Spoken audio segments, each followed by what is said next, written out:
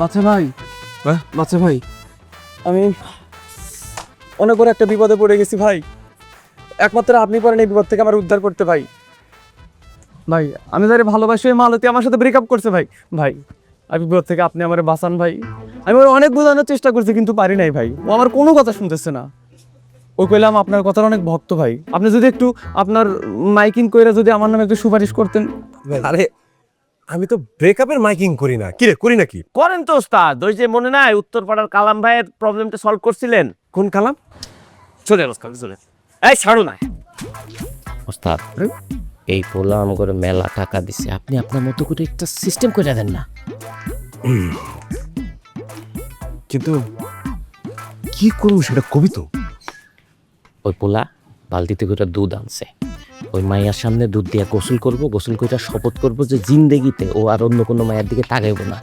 আপনি এইটার একটু গুছায় আপনার মতো করে ডেলিভারি দিয়ে দেন, ব্যাস হয়ে গেল। তুই সত্য কাজ করো। মালতী মালতী আদা দেখতেছি। প্রিয় মালতী, তুমি শুধুই আমিও তোমার, তুমি আমার।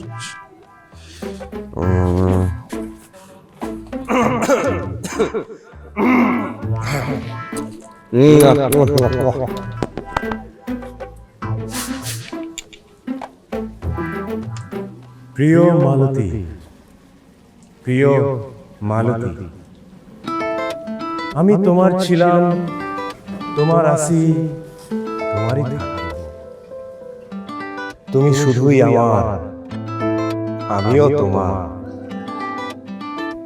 মানুষ জীবনে ভুল করে, অনেকবারই করে, কিন্তু মানুষ সেই ভুল শোধরায়। মালতী, ও মালতী, তুমি একটিবার আমাকে সেই ভুল শুধরানোর সুযোগ দাও।